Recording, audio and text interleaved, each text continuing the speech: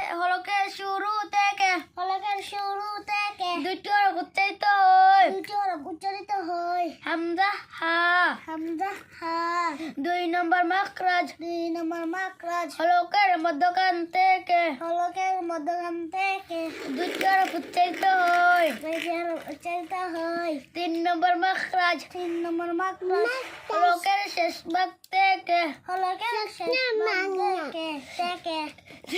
দুইটি হরফ উচ্চারিত হয় গইন খা চার নম্বর মাখরাজ জিব্বার গুড়া তার বাবার উপরে তালের সঙ্গে লাগিয়ে দুই নক্তাওয়ালা কাফ ওয়ালাকা উচ্চারিত হয়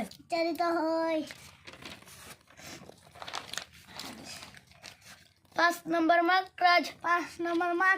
জিব্বার গুড়া থেকে একটু আগে বাড়িয়ে তার বরাবর উপরে তালুর সঙ্গে লাগাইয়া মধ্যখান পেঁচানো কাপ ছয় নম্বর মাখরাজ জিব্বার মধ্যখান তার বরাবর উপরে তালুর সঙ্গে লাগাইয়া তিনটি হরফ উচ্চারিত হয়